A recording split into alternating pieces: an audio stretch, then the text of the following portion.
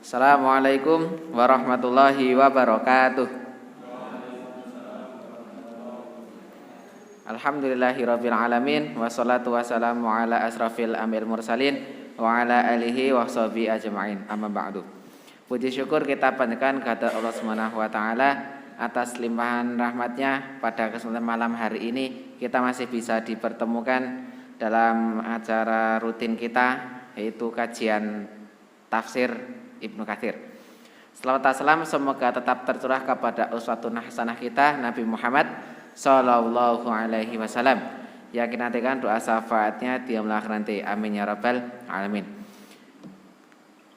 Langsung saja kajian tafsir malam hari ini kita mulai dengan membaca bacaan basmalah bersama-sama. Bismillahirrahmanirrahim. Acara selanjutnya yaitu acara inti, yaitu pemaparan kajian tafsir. Setelah kemarin kita sudah kajian tafsir surat Al-Ikhlas. Nah, hari ini surat apa? Nah, kita nantikan saja. Kita langsung dengarkan penjelasan dari beliau Bapak Ustadz Fajar. Kepada Bapak Ustadz Fajar, saya persilakan. Monggo. Bismillahirrahmanirrahim. Assalamualaikum warahmatullahi wabarakatuh. Alhamdulillahi rabbil alamin wa kafa. Salatu wassalamu ala nabiyyil mustafa wa ala alihi wa ashabihi wa man ihtada wa ba'du. Alhamdulillah, hadirin yang dirahmati Allah Subhanahu wa taala, malam hari ini kita dapat dipertemukan kembali di akhir-akhir bulan Rabiul Awal. Juga sekarang berada kita di pertengahan bulan atau menuju pertengahan bulan November tahun 2020. Allah masih memberikan kenikmatan kepada kita semua, kenikmatan sehat, kenikmatan hidayah, sehingga kita dapat berkumpul pada malam hari ini di majelis yang mudah-mudahan pertemuan kita diridhoi oleh Allah Subhanahu wa taala. Salat dan salam mudah-mudahan tercurah selalu kepada Nabi Agung Nabi Muhammad sallallahu alaihi wasallam.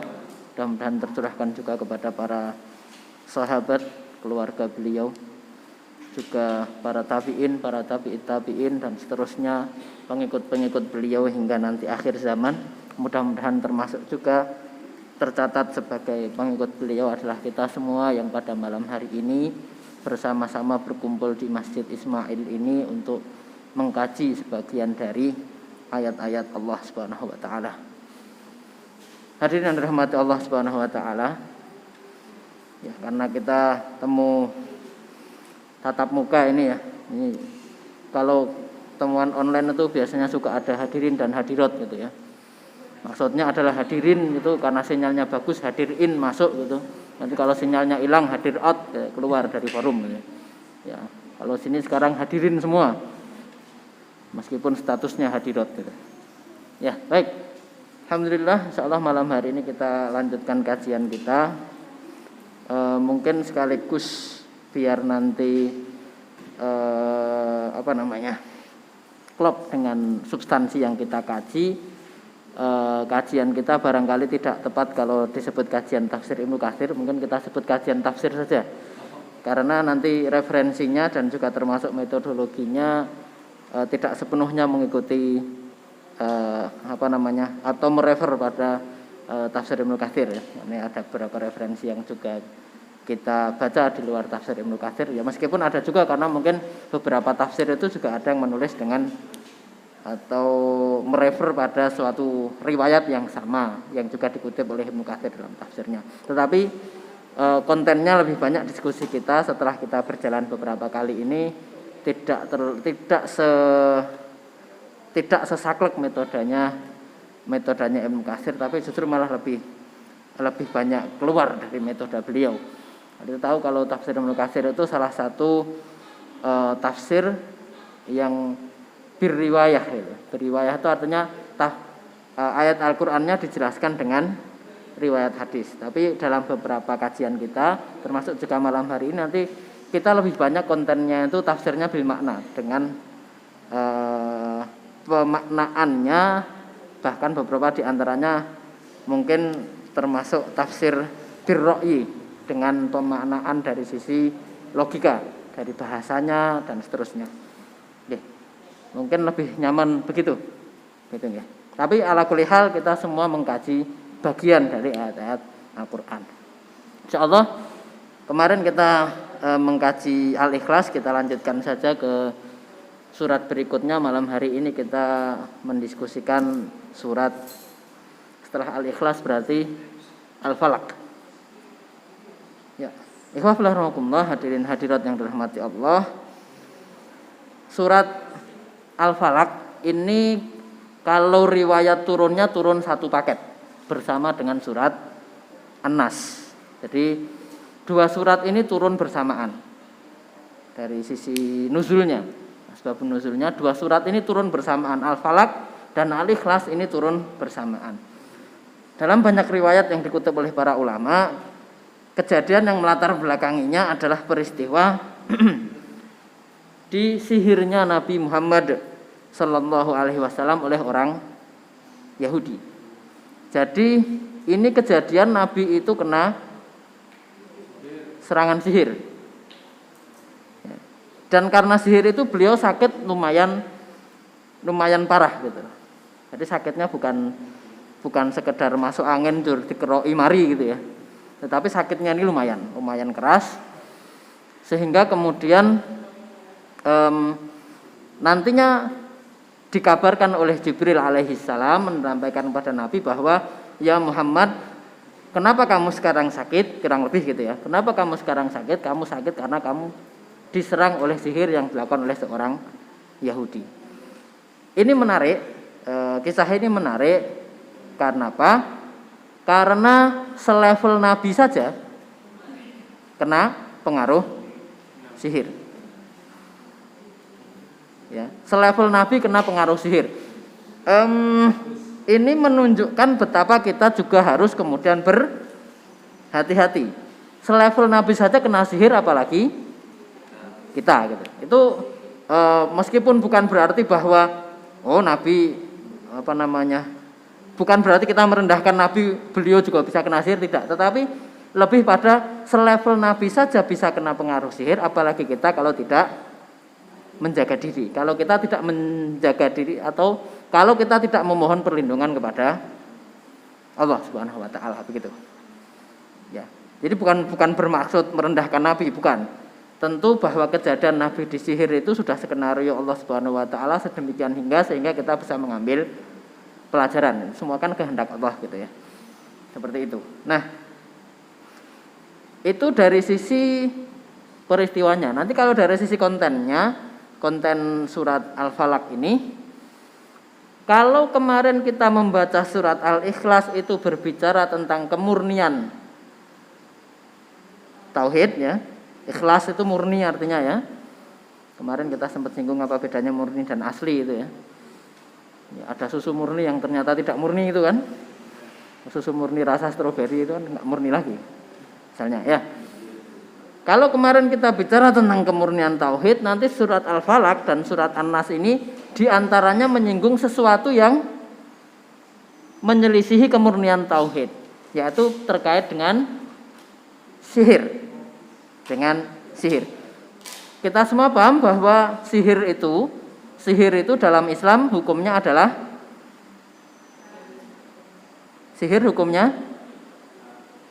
haram, yakin? Ada nggak sihir yang halal? Ada nggak sihir yang halal? Sihir yang diperbolehkan ada tidak? Ya nanti kita baca ya di belakang, nanti ada sihir yang halal dalam tanda kutip ya. Halal dalam tanda kutip ya. Bukan halal bermakna sihir yang kita pahami secara umum. Baik. Jadi diriwayatkan pada suatu ketika Nabi itu sakit. Terus kemudian sakitnya cukup lama. Sebelum kejadian sakit ini Nabi Shallallahu Alaihi Wasallam itu sering berdoa, ya Allah lindungilah aku dari ain, dari ya termasuk dari sihir, dari kejahatan orang-orang gitu. Nabi sering berdoa dengan redaksi beliau, hingga kemudian ada kejadian beliau kena sihir ini, kemudian turun surat Al-Falaq dan An-Nas, Dan setelah itu beliau membaca untuk doa-doa beliau dalam rangka perlindungan diri, mohon perlindungan pada Allah dari kejahatan-kejahatan sihir dan ain dan seterusnya tadi. Beliau membaca 2 surat ini. Kita sering sebut dengan istilah 2 kul. Nanti kalau ditambah Al-Ikhlas menjadi 3 kul. Bedanya kul yang Al-Ikhlas dengan kul yang lain, yang 2 ini kul kemudian dilanjutkan dengan kata a'udzu. A'udzu itu artinya aku berlindung. Ini adalah kalimat ta'awud. Ta'awud. Dalam ayat Al-Qur'an juga disebutkan fa idza qara'tal qur'ana fasta'iz billahi minasyaitonir rajim. Jika engkau membaca Al-Qur'an, maka mohonlah perlindungan kepada Allah dari setan yang terkutuk. Maka dari ayat fa idza qara'tal qur'ana fasta'iz billahi minasyaitonir rajim, kita kenal kalimat ta'awud yang sering kita baca apa? Sebelum membaca Al-Qur'an, a'udzu billahi minasyaitonir rajim atau a'udzu billahi samiil alimi minasyaitonir rajim.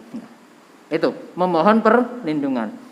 Maka 2 surat Al-Falaq dan An-Nas ini nanti sering disebut sebagai Al-Mu'awwidzatain. Apa itu Al-Mu'awwidzatain? Ya, tain itu mesti artinya 2. Ya, 2 surat yang substansinya adalah permohonan perlindungan. Nah, jadi Nabi tadi ketika disihir, kemudian Jibril datang membacakan surat ini, artinya menyampaikan turunnya surat ini, kemudian dibacakan kepada Nabi. Posisinya adalah Jibril ini membacakan surat Al-Falaq dan An-Nas. Menurut sebagian kesimpulan ulama, malaikat Jibril ini meruqyah Nabi yang sedang kena sihir. Maka nanti surat Al-Falaq dan An-Nas termasuk juga Al-Ikhlas itu adalah surat yang biasa dibaca ketika ruqyah. Ruqyah pakai qaf ya. Ruqyah. Apa artinya ruqyah? Ruqyah itu artinya mantra. Boleh enggak kita itu membaca mantra-mantra? Boleh enggak? Boleh enggak? Baca mantra loh. Merapal mantra boleh enggak?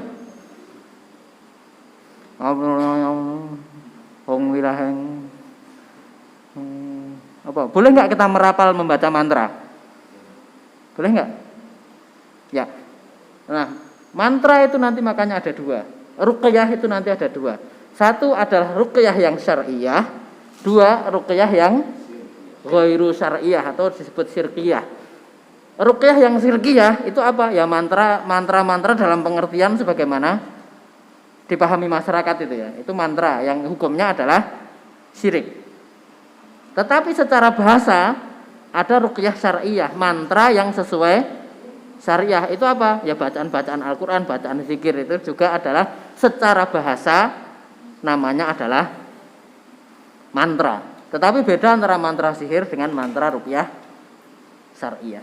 Nah, ini kisahnya adalah Nabi kemudian diruqyah oleh malaikat Jibril dengan membacakan Al-Falaq dan An-Nas, termasuk juga Jibril menyampaikan bahwa si Yahudi ini menyihir Nabi SAW dengan meletakkan ikatan sihirnya, bagian dari tubuh Nabi, diriwayatkan bagian dari rambut Nabi yang rontok itu diikat gitu. Jadi apa nek cara Jawa iki? Apa? Bukan khodam. Ikatan sihir itu ya. Jadi buhul. Buhul yang kemudian diletakkan di dasar suatu sumur. Maka atas informasi dari Jibril tentang keberadaan buhul tadi, Nabi memerintahkan untuk mencari buhul sihir itu di sumur, kemudian ketemu dan kemudian dihancurkan oleh sahabat Ali ibn Abi Thalib. Dihancurkan buhul sihirnya, dibacakan ruqyah oleh malaikat Jibril, kemudian Nabi SAW sembuh terlepas dari pengaruh sihir. Nah, ini kisah dibalik turunnya 2 surat Al-Falaq dan An-Nas. Sekali lagi peristiwanya, Nabi disihir dan kemudian ada ikatan sihirnya. Jadi sihir itu ada yang dikirimkan dengan suatu ikatan, ada juga yang dikirimkan tanpa ikatan. Nah, sihir yang menggunakan suatu ikatan, suatu media tertentu ini yang lebih lebih kuat pengaruhnya kepada korban. Nah, ikatan sihir itu nanti macam-macam gitu ya. Ada yang bentuk jimat, ada yang bentuk ya tadi bagian dari tubuh. Mungkin kalau pernah lihat film horor itu fotonya ditantepin paku, ada yang pakai boneka ditusuk-tusuk, itu adalah buhul sihir. Nanti ada pembahasan juga dalam surat Al-Falaq ini. Baik, kita masuk kepada ayat-ayatnya. Ayat pertama Allah menyebutkan qul, katakan wahai Muhammad, a'udzu birabbil falaq. Aku berlindung kepada Rob. Rob itu apa? Tuhan yang bagaimana? Ke atas apa ke bawah? Atas apa ke bawah? Atau ke atas dan ke bawah? Ke bawah apa ke atas? Ke bawah apa ke atas? Atas. Atas apa bawah? Di polling dia. Ya, Rob itu dari atas ke bawah ya, top down ya. Qul a'udzu birabbil falaq. Katakanlah wahai Muhammad, aku berlindung kepada penguasa. Ya, makanya ke bawah kan. Pemilik apa? Al-falaq. Birabbil falaq. Apa itu al-falaq? Katakanlah aku berlindung kepada pemilik apa kalau di terjemahan depan? Pemilik waktu subuh. Nah, jadi ini menarik. Bahwa Allah Subhanahu wa taala itu sering menggunakan satuan waktu tertentu dalam Al-Qur'an dengan banyak variannya. Misalnya, Allah sering menyebut waktu pagi dengan banyak varian. Ada nyebutnya dengan as-subh, was-subhi idza tanaffas, demi waktu subuh yang bernafas. Ada juga Allah menggunakan pagi dengan kata ad-duha, wad-duha wal laili idza saja. Apa artinya? Pagi yang menuju siang, itu duha. Ada juga Allah menyebutnya dengan kata wal fajr, dengan kata fajar. Pagi yang apa fajar itu? Ya, peralihan dari ya fajar itu artinya dari malam ke pagi gitu ya, peralihan. Jadi ada peralihan, ada cahaya di situ kan. Maka makna fajar itu diantaranya adalah ledakan, infijar. Maka nanti kalau dalam surat Infitar ya, idza sama fatarat wa idzal kawakibu tasarat wa idzal biharu fujirat. Di antara tanda-tanda nanti ketika hari kehancuran itu terjadi adalah ketika idza syamsu idza sama fatarat, ketika langit dibelah.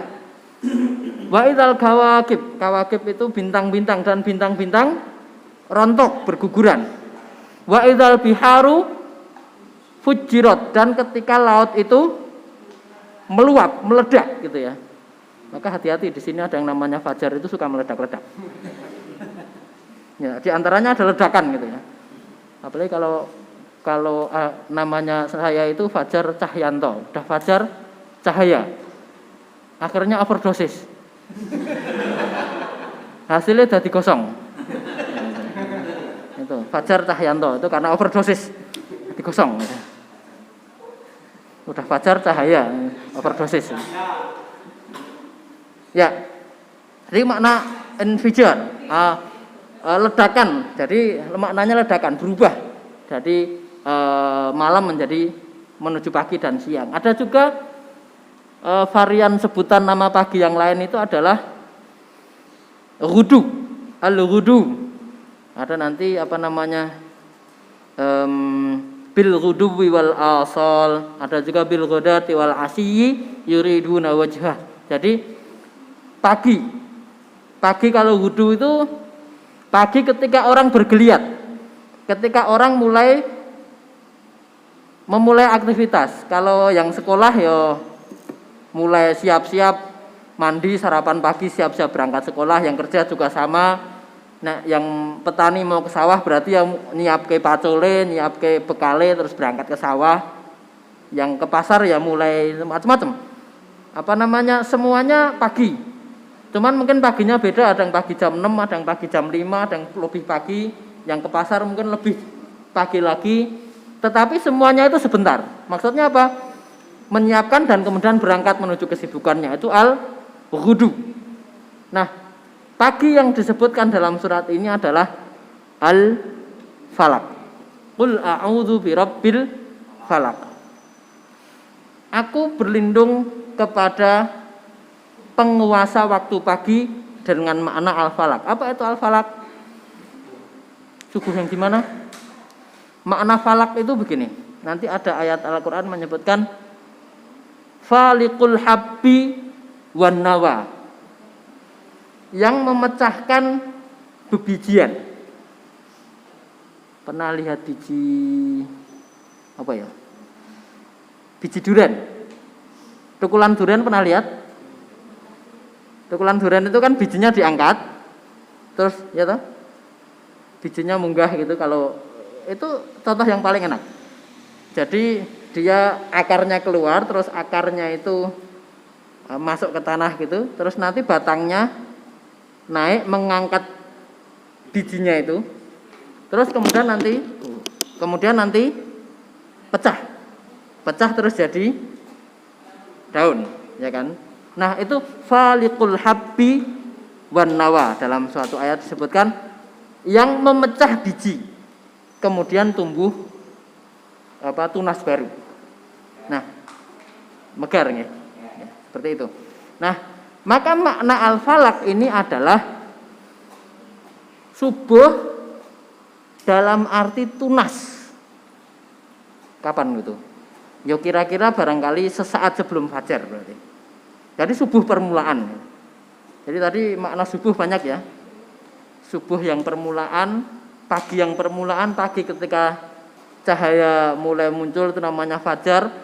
Lebih sedikit lagi namanya subuh, lebih ke sana lagi nanti namanya wudu. Wudu itu relatif tapi ya, masing-masing orang berbeda-beda. Nanti ke sana lagi namanya syuruk ya, nanti ke sana lagi namanya duha. Itu varian waktu pagi.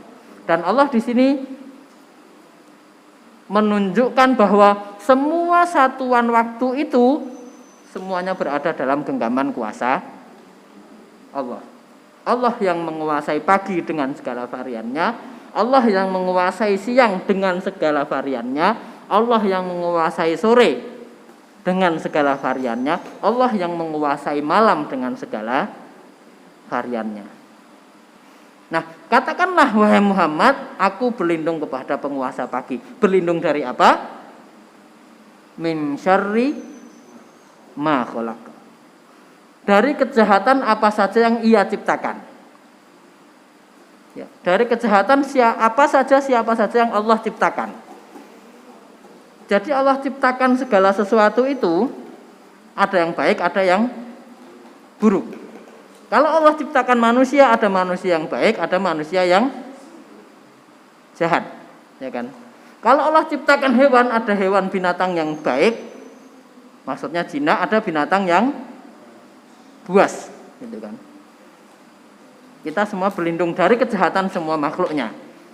Nah, dan di antara makhluk itu nanti ada setan, ada iblis, dan lain sebagainya yang diciptakan oleh Allah Subhanahu wa taala, itu juga adalah termasuk bagian dari min syarri ma khalaq. Termasuk dajjal nantinya ya. Adalah segala sesuatu yang diciptakan Allah dan ada kejahatannya dan kita diminta berlindung. Di antaranya nanti kalau di akhir tahiyat itu ada sunnah yang dibaca setelah tahiyat akhir itu, Allahumma inni a'udzubika min adzabi jahannam wa min adzabil qabri wa min syarri fitnatil mahyaya wal mamat wa min syarri fitnatil masihid dajjal. Nah, ada dua yang terakhir, min syarri fitnatil mahyaya wal mamat, min syarri fitnatil masihid dajjal. Ini termasuk pada bagian dari min syarri ma khalaq. Duh. Kan min syarri fitnatil mahyaya wal mamat, dari kejahatan kematian dan kehidupan. Nah, apakah ini diciptakan Allah? Iya, nanti dibaca Al-Mulk. Tabarakalladzi biyadihil mulku wa huwa ala kulli syai'in qadir, alladzi khalaqal mauta wal hayata. Dia yang menciptakan kematian, dia yang menciptakan kehidupan. Nah, aku berlindung kepada penguasa pagi dari kejahatan yang ia ciptakan. Wa min syarri ghasiqin idza waqab. Nah, ini yang menarik. Dan dari kejahatan malam ketika gelap gulita. Menariknya apa di sini? Banyak kejahatan itu waktunya terjadi siang atau malam? Yakin? Kejahatan apa misalnya? Maling. Maling itu siang atau malam kejadiannya?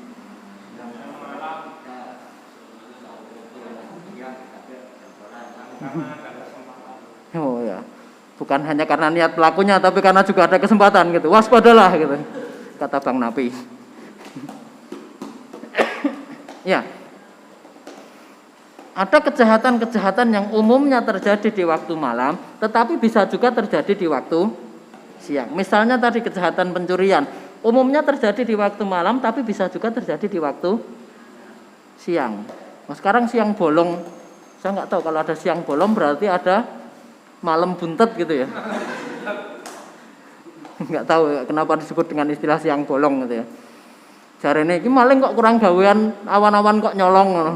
Loh, berarti nek bengi ka ora kurang gawean. Ya, maksudnya kejahatan itu bisa terjadi malam dan siang, tetapi ada kejahatan yang paling banyak dilakukan pada waktu malam, yaitu kejahatan apa? Kejahatan non fisik. Ya kan, pencurian, perampokan, itu kan kejahatan fisik. Itu bisa terjadi siang, bisa terjadi malam. Tetapi kejahatan yang non fisik itu lebih banyak terjadi atau lebih efektif dilakukan di waktu malam. Kaitannya dengan apa? Sihir. Lihat asbabun nuzulnya ya. Jadi banyak kejahatan yang dilakukan pada waktu malam. Makanya kalau kita nonton film horor itu, kalau ada mbah dukun apa itu mesti kejadiannya malam. Nuwun sewu kalau ada film tentang apa modus pencurian sing jaga lilin ngono kae. Kuwi bengi pawan. Malam gitu kan. Ya.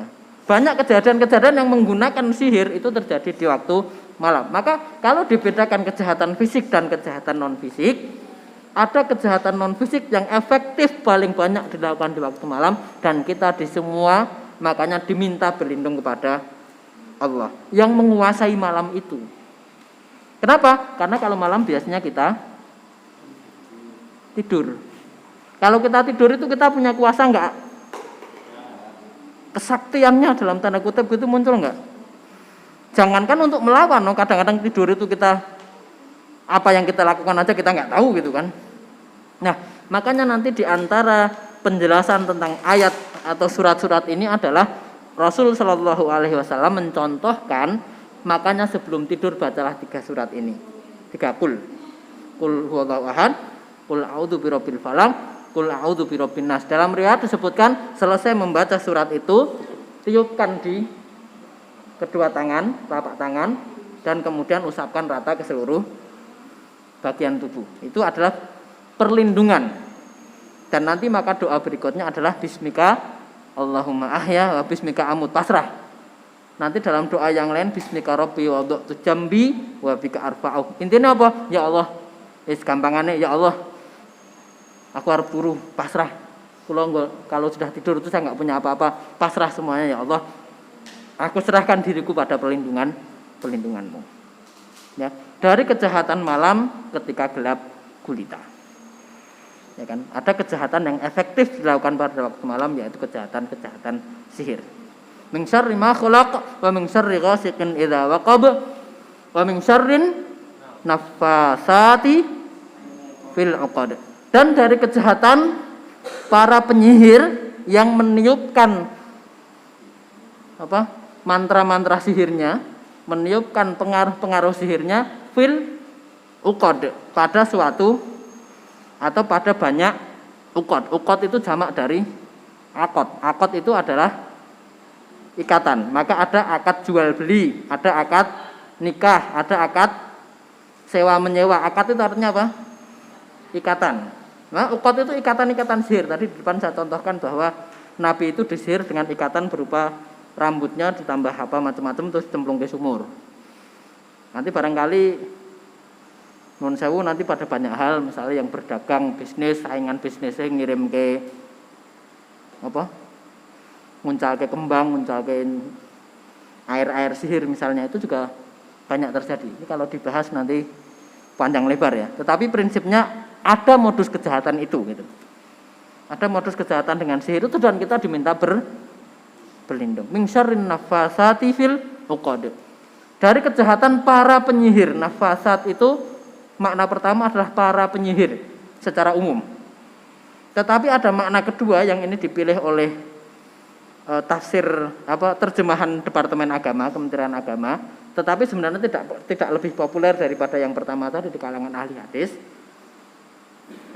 Kalau kita baca terjemahan Kementerian Agama itu bisa disebut dan dari kejahatan perempuan-perempuan penyihir. Ini menarik ini. Kenapa yang dipilih perempuan-perempuan? Kenapa? Meskipun sekali lagi secara tafsir ini tidak populer dibanding makna penyihir secara umum. Tetapi ini terjemah atau tafsir kedua menyebut para penyihir perempuan. Kenapa yang dipilih perempuan? Padahal nuwun sewu realitanya penyihir, dukun dan lain-lain itu banyak laki-laki apa banyak perempuan? Mbah dukun ki akeh sing lanang apa sing wedok? Penyihir itu banyak laki-laki atau banyak perempuan? Nah ini jawabannya ini. Wa min syarrin, karena yang populer di masyarakat secara cepat gitu ya. Penyihir itu perempuan. Coba kita kenal dengan istilah nenek sihir gitu. Ada nggak kakek sihir? Hati-hati loh nanti di sana ada kakek sihir gitu. Ya, kalau kita baca komik, novel, nonton film horor, ini mesti yang terpikir adalah nenek sihir sudah tua, bajunya hitam, naik sapu gitu. Nek sing sering maca zaman semono majalah bubu gitu. Ya. Artinya apa? Ini terutama bagi para perempuan, bagi para ibu-ibu, ini hati-hati. Meskipun sebenarnya penyihir itu lebih banyak laki-laki, tetapi perempuan itu dipilih dalam ayat ini berarti ada maknanya. Maknanya apa? Hati-hati, perempuan itu lebih banyak menjadi sasaran sihir dibanding laki-laki. Lebih rentan terkena serangan sihir daripada laki-laki. Tadi saya cerita tentang sihir yang boleh ya. Di antara makna sihir itu apa? Di antara makna sihir itu adalah membuat orang tertarik, membuat orang kepincut. Maka sebenarnya di antara bentuk sihir adalah iklan. Siapa yang paling sering jadi korban iklan? Itu juga sihir. Maka saya tadi bicara sihir yang dalam tanda kutip boleh itu ya. Ya. Tetapi apa? Ya tetapi ini kan intinya untuk menarik. Ya kan dalam segala bentuknya ya. Iklan, diskon. Ya. Oke 11 ya hari ini ya. Ayo. Iki kajiannya rampung tekan bengi ya. Ben ora golek ben HP-ne mati ngono. Ben ora kena sihir. Iya kan? Apa namanya? Mas, aku mau beli baju loh mas. Berapa harganya? 100.000. Wah, tapi ya murah iki 100.000. Tadi itu baju satunya harganya 90.000, murah iki. Loh kok iso? 100.000 sama 90.000 murah mana? Murah. Tapi kata istrinya itu murah 100 loh. Kok iso? Iki kira go asline 120 terus kena diskon dadi 100 ya murah toh gitu. Iya ya. Padahal barangnya padha lho karo sing rega 90. Ya, kepencut gitu kan. Nah, ini di antara makna sihir adalah ya. Ya kalau dengan iklan menarik itu kan masih diperbolehkan ya. Tetapi ada juga yang menariknya dengan yo nek wong biyen ki ana jenenge jaran goyang, semar mesem, apa nih? Sing apal berarti pengalaman. Aku ora apal ya, mau nyebut loro. Nah, tapi itu ya. Makanya ada kemudian kejahatan itu dilakukan. Dan nuwun sewu wanita lebih rentan dalam hal ini. Kenapa? Karena secara psikologis memang ada periode tertentu di mana kemudian mengalami guncangan psikologis dan seterusnya yang itu memang kalau tidak hati-hati, tidak mohon perlindungan betul itu rawan dengan serangan sihir. Wa min syarrin nafatsati fil 'uqad. Dan ayat ini kemudian ditutup dengan wa min syarri hasidin idza hasad. Dan dari kejahatan orang yang hasad ketika dia sedang hasad. Ini menarik ini. Kalimatnya Allah Subhanahu wa taala memilih itu bukan hanya sekedar dan dari kejahatan orang yang iri. Tetapi dari kejahatan orang yang iri ketika dia sedang iri. Oh, iri ki wis bahaya. Apa menah nek wong iri ini sedang iri. Hasad itu berbahaya. Orang yang hasad itu berbahaya, tapi mungkin kalau ana wektune wong sing hasad iku tobat. Ya, kadang-kadang ada orang yang hasad kepada kita tapi pada waktu-waktu tertentu ki wonge apik gitu. Ya kan? Tetapi yang betul-betul dicatat adalah ketika orang ini benar-benar sedang hasad. Nggak dipikir rada angel, tapi itulah kehebatan Al-Qur'an. Di antara ijazul Qur'an, di antara kemukjizatan Al-Qur'an adalah dari kata-katanya, kalimat yang Allah turunkan itu. Wa min syarri hasidin idza hasad. Dari kejahatan orang yang hasad, orang yang dengki ketika dia sedang dengki. Hasad itu apa tuh? Nanti ada ungkapan walikul lidzi nikmatin mahsudun. Bagi setiap orang yang memiliki suatu kenikmatan, kalau ada orang yang memiliki atau mendapatkan suatu kenikmatan, pasti akan ada yang iri, yang dengki. Hasad itu apa? Kalau Agim Abdullah bin Nasyar, Kiai Haji Abdullah bin Nasyar itu dulu mempopulerkan istilah SMS itu ya. Senang melihat orang lain susah melihat orang lain senang. Itu kan makna hasad itu. Dan kita betul-betul diminta untuk berlindung. Dan di antara usaha kita untuk melindungi diri, ya kalau kita itu punya nikmat yang enggak usah terlalu oh aku wingi ki bar kayak Butejo lho. Oh aku wingi ki baran kok lho. Krempeang ngono. Terus tunggale ngono. Oh iya. Terus dijene Ya. Jangan terlalu ditambah-tambahkan. Kenapa? Walikul lidzi nikmatin mahsudun. Dalam bagi setiap orang yang mempunyai nikmat itu ada saja orang yang hasad. Maka enggak usah pamer. Maka apa perintah Allah ketika kita mendapatkan nikmat? Surat Ad-Duha ayat terakhir. Wa amma ya benar surat Ad-Duha ya. Ayat terakhir ya. Ya. Wa amma bi ni'mati rabbika fahaddits. Dan adapun terkait dengan nikmat Tuhanmu kepadamu maka fahaddits. Apa fahaddits itu artinya? Ceritakanlah. Tetapi yang dipilih redaksinya adalah fahaddits. Bukan fatakalam. Apa bedanya fatakalam dan fahaddits? Itu sama-sama cerita, tetapi beda. Mohon maaf kalau fatakalam tuh begini. Fatakalam tuh, wah aku mau bar dodolan dino iki entek ya barangnya sakuyuran duga-duga kok ya iso dengaran kok dodolanku saiki laris tenan ya. Wes. Itu namanya fatakalam. Apa istilah fatakalam itu? Ngomong tok gitu loh. Tapi kalau hadis itu juga cerita. Bedanya gimana kalau hadis? Wah aku mau kepayon kelarisan tenanan, seneng banget aku. Ya tak traktir yuk. Ini hadis. Kalau hadis itu ada actionnya. Ya, wah aku mau ke kantor bare untuk bonus gede. Yuk dolan ning dia traktir lah, ayolah. Bar untuk bonus aku itu fahadis. Tapi kalau fatakalam, wah aku mau untuk bonus gede banget yang ngono. Cerita tok. Nah, cerita tok ini yang mengakibatkan orang menjadi hasad. Tetapi kalau kita cerita terus kemudian ono actionnya itu kira-kira menimbulkan potensi hasad nggak? Ya ada, tapi mungkin lebih kecil. Nah itu di antara usaha kita untuk melindungi dari orang-orang hasad itu ya fa'amma binikmati rabbika fahadis. Ya seringlah berbagi. Wong ki nek lomo, ya kan? Wong ki nek lomo biasanya lebih banyak saudara, seperti itu. Nah ini rangkaian surat Al-Falaq ya.